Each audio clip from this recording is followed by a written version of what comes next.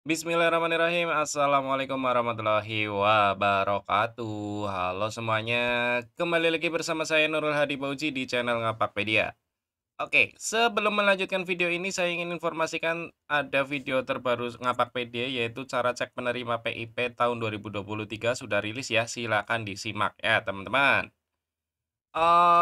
Oke, jadi pada video kali ini kita akan membahas tentang PPDB tahun 2023-2024 atau tahun depan ya, Juli nanti. Tapi pelaksananya tentunya sudah akan dimulai sejak kemungkinan ya Mei, Juni gitu ya.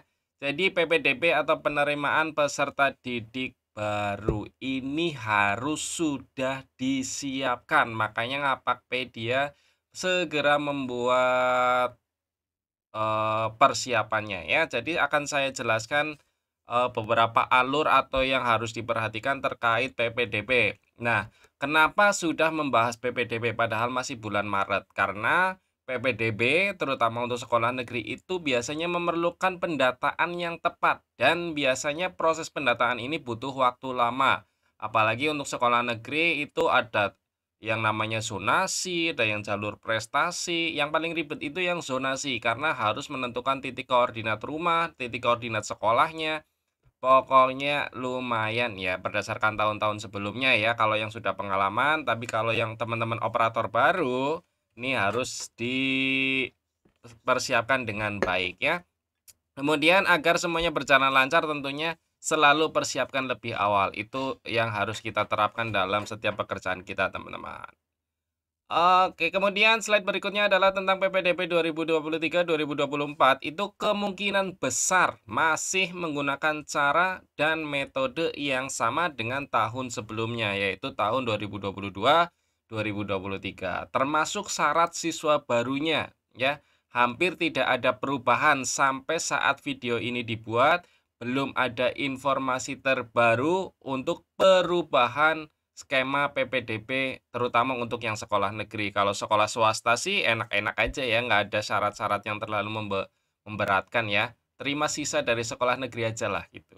Apalagi tapi kalau sekolah swasta yang sudah bonafit tentunya malah bisa mengalahkan sekolah negeri. Mantap. Oke, lanjut.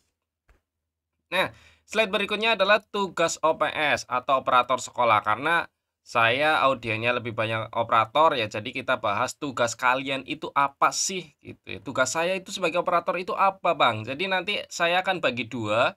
Yang pertama adalah tugas operator sebagai calon sekolah tujuan. Misalnya, Anda adalah seorang operator sekolah SMP yang akan menjadi tujuan siswa SD yang baru lulus, gitu ya. Jadi kalian adalah operator SMP. Nanti tugasnya apa sebagai OPS sekolah tujuan? Kemudian tugas operator sebagai calon sekolah asal siswa. Misal Anda adalah operator SD yang siswanya akan masuk ke SMP. Nah, apa yang harus kalian lakukan? Gitu, teman-teman ya. Jadi, sebentar saya cek takut nggak ke lagi. Seperti biasa saya suka lupa. Oke, kita lanjut ya. Nah, yang pertama adalah yang akan kita bahas adalah tugas operator sekolah sebagai sekolah tujuan. Kalau sebagai sekolah tujuan, ya tidak terlalu banyak sih ya, terutama untuk sekolah negeri ini.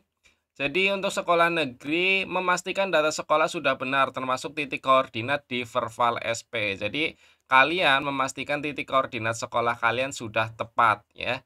Kemudian memastikan update info terkait PPDB. Jadi biasanya akan ada link PPDB online di daerah kalian masing-masing. Jadi, selalu update infonya, jangan sampai ketinggalan apa yang harus kalian lakukan, ya ikuti petunjuknya, gitu ya. Kemudian untuk operator swasta, ya terserah Anda, lakukan saja yang terbaik karena swasta tidak terikat PPDB zonasi dan lain-lain. Pokoknya untuk swasta, yang penting ada siswa daftar gitu. Gimana caranya sekolah kalian itu mendapat siswa sebanyak-banyaknya? Itu kan yang di sekolah swasta pasti begitu kan ya? Oke. Nah, untuk teman-teman yang bertanya bagaimana menentukan titik koordinat di Verval SP, kita akan tunjukkan sedikit ya. Yang pertama teman-teman silakan login ke Verval SP, ketik saja Verval SP ya. Kemudian silakan login menggunakan akun yang biasa kalian untuk Verval lah ya, Verval PD, Verval PTK, Verval SP semuanya sama. Nah, kemudian kalian pilih masuk. Di sini kalian klik menu, lalu pilih spasial, ya. Nah, di sini ada titik koordinat.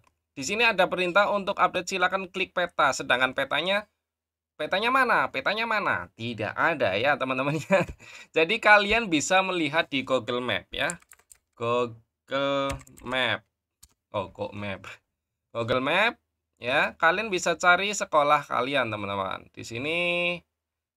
Nah, ini SMK. Oke, ini SMK ya. Kita klik kanan saja. Nah, di sini akan muncul min 7,35 dan 109. Kalian tinggal masukkan ke sini. Lintangnya min 7,35 dan 109, sekian-sekian. Input saja lalu klik simpan. Nah, nanti data telah tersimpan, mohon menunggu approval admin pusat. Udah, kayak gitu aja ya. Itu titik koordinat selesai, tinggal nunggu. Nanti kalau sudah disetujui ya koordinatnya akan sesuai gitu, teman-teman. Oke? Seperti itu untuk koordinat ya. Jadi itu tugas operator sekolah sebagai sekolah tujuan. Nah, untuk yang agak panjang atau banyak adalah tugas operator sekolah sebagai sekolah asal atau yang siswanya akan melanjutkan ke tingkat seterusnya ya. Jadi baik operator sekolah negeri ataupun swasta, itu yang pertama adalah yang ini, teman-teman. Memastikan data siswa kelas akhir tidak masuk residu. Nah, ini yang biasanya banyak kendalanya. Masih masuk residu ini dan itu, gitu ya. Sebenarnya saya sudah buat videonya, teman-teman ya, terkait residu. Itu teman-teman bisa lihat di sini, residu Ngapakpedia, ketik saja residu Ngapakpedia. Nah, ini cara mengatasi semua residu Vervalpedia terbaru. Saya sudah bahas semua komponen yang menjadikan residu di sini, termasuk cara mengatasinya. Nanti kalau perlu ya saya buat ulang agar lebih detail gitu aja ya. Silakan teman-teman simak. Nah, yang kedua, menentukan titik koordinat siswa sesuai dengan alamat rumah atau domisilinya. Jadi, nanti di Dapodik dan di NISN Data hal ini terkait PPDB zonasi. Jangan sampai anak yang rumahnya dekat SMP malah lokasi titik koordinatnya jauh. Ya, itu bisa bermasalah ya. Contoh untuk menentukan titik koordinat, ini saya sudah buat videonya karena Dapodiknya ada di lain laptop, jadi saya record. Yang pertama kalian klik nama siswanya. Ini untuk menentukan titik koordinat rumah siswa ya. Klik ubah. Lalu ini buka peta koordinat ya. Nah, ini agar mapnya muncul, kalian wajib laptopnya atau dapodiknya terkoneksi dengan internet. Pastikan terkoneksi dengan internet. Kalau tidak connect internet, mapnya tidak akan muncul, akan putih terus gitu ya. Nah, silakan kalian cari lokasi rumah siswanya atau domisili si anak itu di mana, gitu ya. Ini saya percepat karena ini sedang nyari alamat. Nah, selanjutnya tinggal double klik, misalnya rumahnya sudah ketemu, di double klik saja sehingga muncul tanda panah seperti ini. Double klik, lalu klik peta koordinat, pilih koordinat, ya. Nah, di sini saya mundurkan sedikit. Oke, kita apply.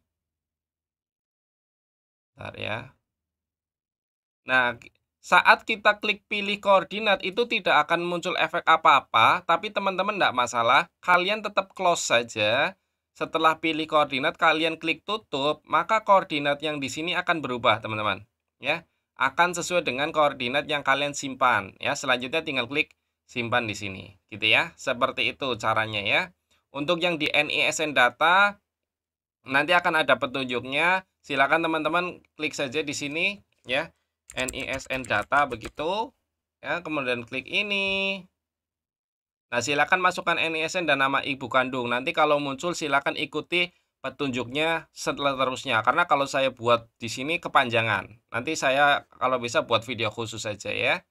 Kemudian yang ketiga adalah pastikan semua siswa kelas akhir sudah berada di kelas akhir. Nah, ini tadi ada yang bertanya, "Pak, gimana caranya siswa saya itu harusnya sudah kelas 9 tetapi masih di kelas 8 karena kesalahan saya memasukkan rombel." Nah, ini jangan sampai terjadi seperti itu. Nanti yang lain sudah lulus, si anak malah tidak lulus sehingga tidak terjaring PPDB online. Nah, itu kasihan ya, jangan sampai ya.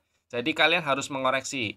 Kemudian pastikan rapot siswa kelas akhir lengkap nilainya minimal 5 semester terakhir. Jadi rapotnya harus sudah lengkap ya, karena siapa tahu ada yang melalui jalur prestasi, nilainya di-input dan lain sebagainya ya. Untuk PPDB nanti kita lihat ke depannya seperti apa jenisnya ya.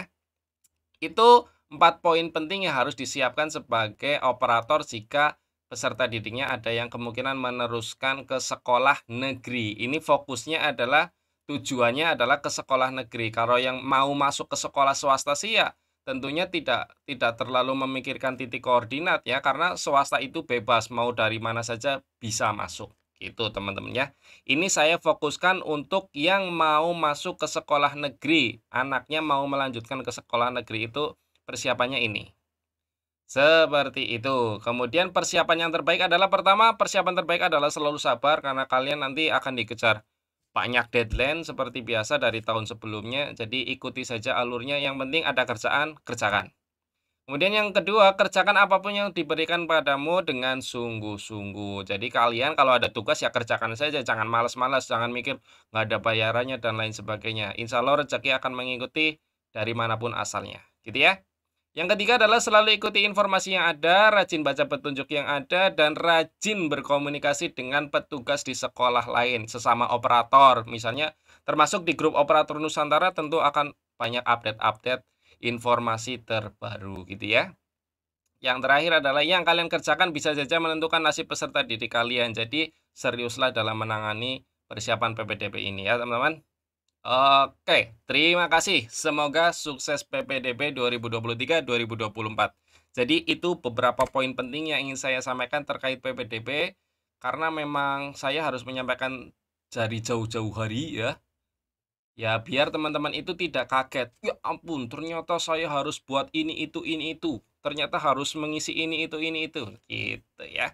Seperti itu saja, semoga video ini bermanfaat. Jangan lupa di-like video ini, kemudian share ke teman-teman kalian. Jika ada yang mau ditanyakan, silakan. Seperti biasa, tinggalkan pesan di kolom komentar. Kurang lebihnya mohon maaf, saya akhiri. Salam satu nusa, salam satu bangsa, salam satu bahasa, salam satu data. Salam terakhir, salam Ngapakpedia. Wassalamualaikum warahmatullahi wabarakatuh. Terima kasih.